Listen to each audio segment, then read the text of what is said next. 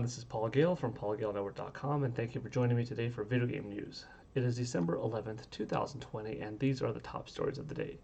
To kick things off, we have something nice from CD Projekt Red over on Twitter, where they announced that Cyberpunk 2077, which just released yesterday, has reached 8 million copies sold in terms of just pre-orders. That's what this 8 million thank yous is right here in their tweet. And that's really impressive. So I'm proud of them. It's a great game so far. I opened it up last night after the Game Awards event ended, started playing it. I'm having a lot of fun. I'm playing it on my Xbox Series X, but I probably would have been just as happy if I got it on my PlayStation 5. I just decided to go with Xbox because I felt like that version would have been perhaps the more likely one to succeed going forward in terms of updates and future portability, consistency with the Xbox brand going forward, backwards compat and whatnot. So I'm sure either one would have been fine. But yeah, I'm enjoying it. Game looks like it's running really well on Xbox and PS5, on Xbox Series X, I should say, and PS5, even on Xbox Series S. However, when you get into base Xbox, base PS4, the game's struggling. It's having a difficult time keeping a consistent frame rate, having significant pop-in, lower textures. So, it's a pretty ambitious game. It's really big. It's taxing on those consoles. If you have a PS4 Pro or an Xbox One X, you're in better territory. But really, it's a game kind of intended for that PC market or on Stadia, Xbox Series X, S, PS5. Yeah.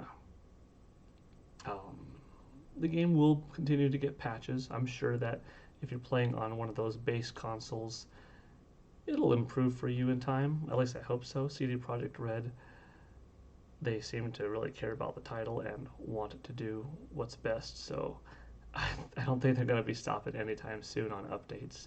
I'm really excited to see how far the Xbox Series X and PlayStation 5 versions go.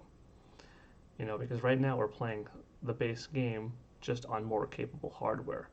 But when those patches go in that enable, okay, here's all of the power, or here's the majority of the power, as much as we could squeeze out of this game running on these machines, I want to see that. It's also interesting because the PS5 has just what's basically the performance mode. It's the game running in 60 frames per second, whereas the Xbox Series X has that same mode, performance mode, running in 60, or a fidelity mode where there's a little bit more graphical flourish, but the game is at 30. I almost wonder, well, not almost, I do wonder why the PS5 version doesn't have the option to switch between the two, but we'll see. I want to know, if you bought the game, what platform did you get it for, and are you enjoying it so far? But for now, I guess I gotta say, congratulations CD Projekt Red on 8 million pre-orders. That's impressive. I wonder by the end of the year, just how high will this number go? Moving along, I didn't talk yesterday about my weekly Japanese Famitsu sales charts coming out of Japan, so I'm going to do it today. Once again, thank you ResetEra.com and Chris1964 from the forums for making a nice clear list. Coming in at number 1 for the week was Momotaro for Nintendo Switch at 115,000. Number 2 was a new title, also a Switch game at 74,000, Derby Stallion. Number 3 was Animal Crossing, which has now hit 6.1 million physical copies sold, and the game had a 61% increase over the previous week's sales. So this 57,000, we're looking at some nice numbers for the weekly charts going into the holidays. At number 4, we've got a PS4 game, Atelier, at 43,000. Ring Fit Adventure, another game that saw another increase, 12% over the previous week, 40,000.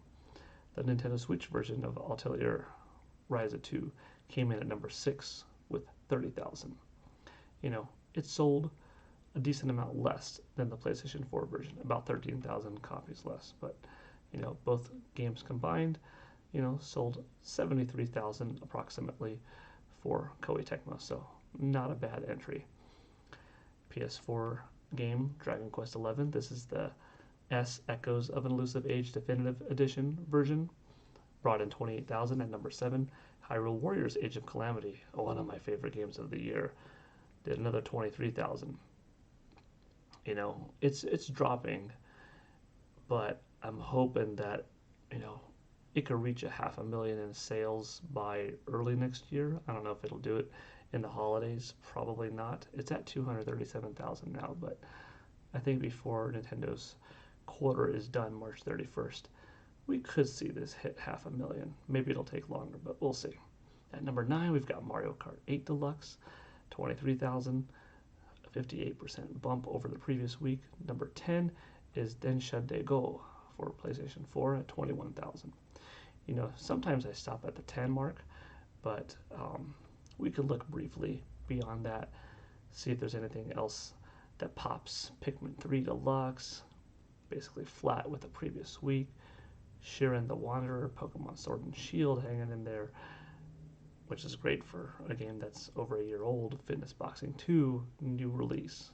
Minecraft, not going anywhere. Super Mario Party, Super Smash Bros. Ultimate, big jump for Smash Bros. 88% over the previous week.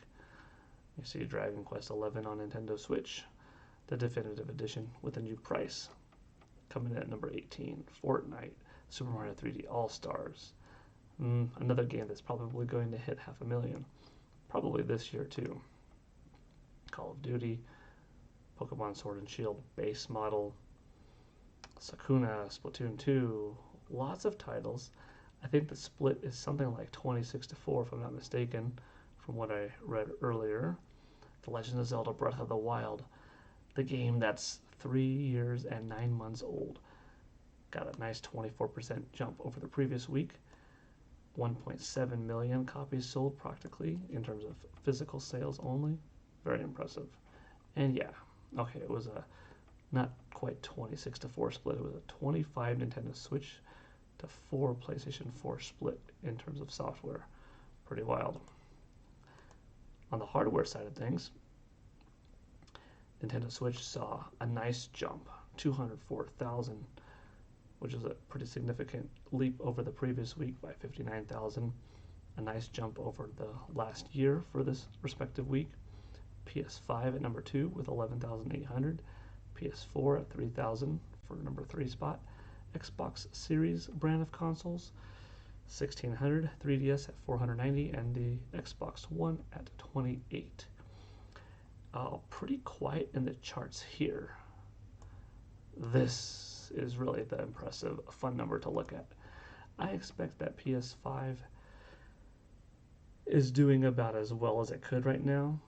Partially stock constraint. It's a new system. Sony's got to make sure that there are enough to go around in Australia, in Europe, other countries, in North America.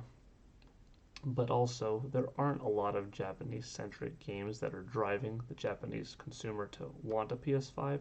I'm sure if they had more stock, it would be doing better than 11,000. But even if it had more stock, I don't think it would be doing, 200,000 Nintendo Switch numbers, just because there's not a lot of software that market is in high demand, at this time. But it will improve from here. As for Xbox Series, this is starting to look very reminiscent of early Xbox One days. So hopefully, they could break 100,000. Hopefully they could, if they could break 1 million, it would be mind-blowing, but that's not likely. But, do 250,000 in Japan? That would be nice. Anyways, moving along. We've got more sales talk, but this time from the US NPD thread, thanks to Matt Piscatella. This is representative of North America's hardware and software sales for the month of November. And it has some pretty interesting things that I want to go over. I'm going to kind of scroll through and tell you a little bit about it. First of all, the number one best-selling system of November 2020 in North America was the Nintendo Switch. That makes Nintendo Switch beat any previous record by a couple of months now, with 24 consecutive months of being the number one best-selling hardware in North America. The previous record holder back in the day was the Xbox 360 at 22 months, so Nintendo Switch already beat it this past October, but now has continued to beat it. It's been number one for a full 2 years. Not even brand new hardware in PlayStation 5 or Xbox Series X and S could top Nintendo Switch in November. However, the number one highest grossing piece of hardware this past month of November was PlayStation 5. It made more money in terms of consumer spending because you are looking at pretty close sales of something around 1.35 million Nintendo Switches and 1.3 or so million PlayStation 5s. Nintendo Switch costs $300 or $200. PS5 costs $500 or $400. So even though they were pretty close in sales, more consumer dollars was spent on PS5. With Xbox Series S and X combined being close to 1 million, somewhere around the 950,000 mark, which is just under Xbox One from 7 years ago.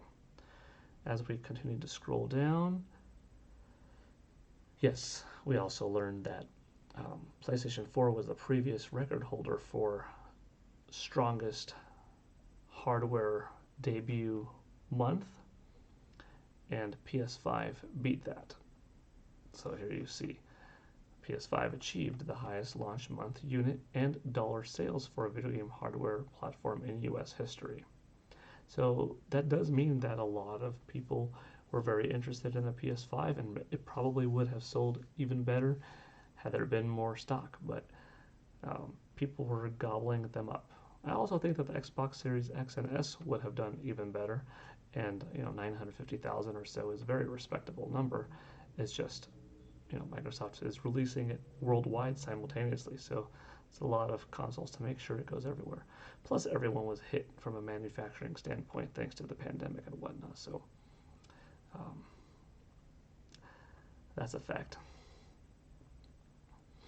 Call of Duty Black Ops Cold War was November's best-selling game. It's also the best-selling game of 2020 year-to-date. It's pretty wild. Such a popular franchise. Hasn't been out very long, and just like that, boom, across all versions combined, it's the best-selling game of the year. Let's see. It's also the 13th consecutive year that a Call of Duty game has ranked as the best-selling game of its release month. Assassin's Creed Valhalla was the second best-selling game of November and is the 7th best-selling game year-to-date. Impressive. I'm happy about this one. Marvel's Spider-Man Miles Morales was the 3rd best-selling game of November. Great game. Just Dance 2021, one of my recommended picks, debuted at number 13, and its launch sales were actually the second highest in franchise history, just behind Just Dance 3's launch in October of 2011. So very solid for Just Dance 2021.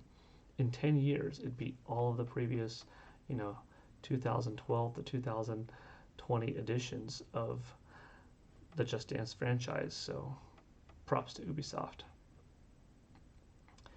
And if you look at the charts in more detail, you could see quite a variety of titles, plenty of third-party offerings. You have some, exclusive titles such as Miles Morales. You have Animal Crossing, Hyrule Warriors, Age of Calamity, which came out November 20th. That one debuted at, sold at was the 6th best-selling game of the month. Also, when it comes to these Nintendo Switch games made by Nintendo, they don't count digital sales. So for Hyrule Warriors to be out for 10 days in the month, to debut at number 6 on these charts, and not count digitally, it very well could be, a little bit higher in the 5 or 4 mark possibly. So props to Hyrule Warriors, great game. It's kind of interesting. Nintendo Switch occupies a fair amount of the top best-selling games, not just of the month, but of the entire year, you know, and it's great because those are titles that are only available on Nintendo Switch, and they're competing against these, third-party entries that are available on practically every system, including PC. So, yeah, I'm not going to spend too much time on the breakdown of everything, but I thought I would talk about that because it's pretty exciting to see. And one last little stat, Sony's DualSense wireless controller, White Edition, the only edition officially out there right now, was the highest launch month unit and dollar sales for a gamepad in US history. That's pretty impressive. And I've got to say, they nailed the controller. It's awesome. It's a real joy to use. It's got better battery life than the PS4 controller. Really nice ergonomics. Feels like a good quality build. I think it looks cool. The rumble tech in it is nice. Yeah, solid controller. Makes sense why it sold so well. Moving along in gaming news, I think we're done with sales talk. So if you're tired of sales talk, well, welcome back to gaming news. Mortal Kombat, it was announced today that there's a 2-film edition, which includes the steelbook and a digital copy. It's over on Best Buy. It's only $17, but pretty cool. It's a nice looking steelbook set of the first 2 movies from back in the 90s. Of course, the next Mortal Kombat film is coming out next year, and you'll be able to watch it on HBO Max. But I thought I would share this to my audience that enjoys Mortal Kombat. I might pick this version up. It does look pretty cool. Moving on, this came out of nowhere today. A little tease from Funimation. Oh, hello. Looks like Nintendo Switch will be getting a new app, which has been a while since it's received one. It still doesn't have Netflix. It does have Hulu, it does have YouTube, but you'd think that it would have Netflix. You would think that it should get Disney Plus or maybe HBO Max, some of these, but it doesn't. However, it's getting Funimation, and that's great because, the more machines out there that have Funimation, that have Crunchyroll, that have anime, the better. So Nintendo Switch is a great console, and it's nice to see it get one more app. Let's hope that that continues. Okay, and now we got to move on to something that's really special to me, something that I've been waiting to talk about and deep dive in. I'm going to have to do a separate video just on this topic, but for now, welcome back, Perfect Dark. Oh, if you were watching last night during my live stream of the Game Awards 2020, I was so happy when this game was shown. Perfect Dark meant so much to me back in 2000. I was supposed to go to my first E3 in 1999, but I didn't, and I ended up going to my first E3 in 2000. So there I was, 16-year-old Paul at Nintendo's booth, seeing this awesome, 6-foot tall, maybe bigger statue of Joanna Dark at Nintendo's booth, playing Perfect Dark, which was just going to come out in a couple of weeks anyways, but being there on the show floor, I was so excited for this game. I was so hyped. I loved GoldenEye 007, which came out in August of 1997. And then here for, almost 3 years, when they first showed off this game, what would be Rare's next first-person shooter, I was just glued to it. Every Nintendo Power, every Electronic Gaming Monthly, early days of the internet, when they had their fun Carrington Institute and Datadyne websites. I was so hyped for the game, loved it at E3, bought it, played it on my Nintendo 64 with my friends all throughout the summer for years to come, and it held its own so well. I even had a pitch for a game called Perfect Dark After Dark that I gave to Ken Lobb back in the day at E3, whose birthday was yesterday, so happy birthday, Ken. I already talked to you on Facebook, but I'll tell you one more time right now. Happy birthday, sir. Here's to your 60th year being wonderful. But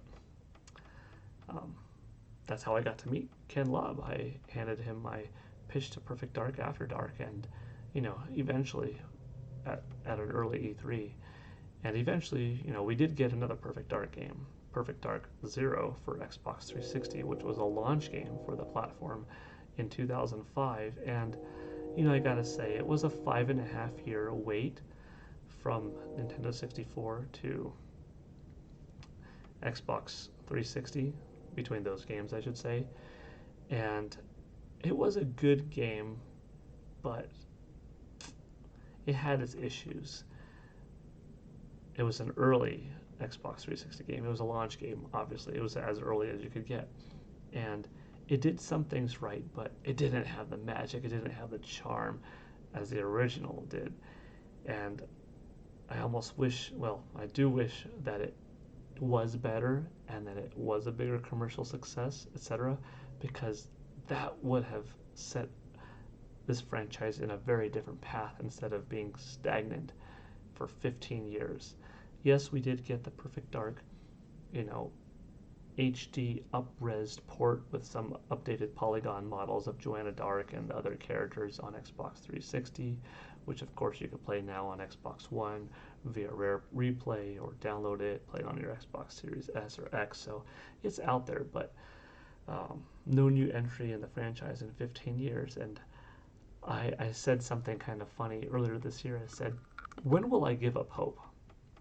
Part of me says never. But part of me said, if we don't see an announcement in 2020, which is 20 years after the original game, which is when Perfect Dark is set in 2020, if we don't see an announcement of some sort this year, I think the hope is gone for Perfect Dark coming back for a while to come. Like it wouldn't be announced in another year or two, maybe 5 to 10 years at best. So I would say give up hope for a little bit. But up until now, for like 15 years in a row, every year at E3, I would hope, come on, Perfect Dark, come on, Perfect Dark. And I finally thought 2020's got to be it, or I think you got to just stop hoping for every year, Because there are plenty of other games out there, obviously, but this one was special, man. And when we saw that trailer, even though it was a CG trailer, didn't really give us too much to go off of what to expect from the game.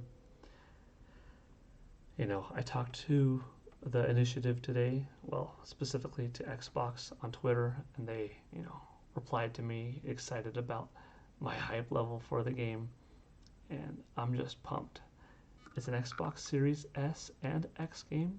It's not an Xbox One title. That means it should take full advantage of next-gen hardware. It is an action-adventure, first-person shooter. Thank you so much. This sounds like everything I want it to be. I hope it's got a great story. We've got to hear Joanna Dark. She has her accent.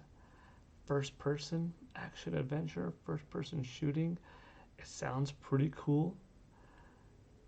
Set in, who knows, if this game is a 2022 release, it could be just set in 2022. I don't know if it will have any of the world building that the previous Perfect Darks had, or will it be a complete reboot with the character as if the other games never existed, just a complete reimagining. I'd be okay with that. It would be kind of nice if, they acknowledged the events of the past titles in some way, even if they wanted to make it a full reboot. And she takes off her visor in the beginning of the game. I was like, glad to be back in the real world, and made it that the past two games were just a VR session or something, just some kind of nod.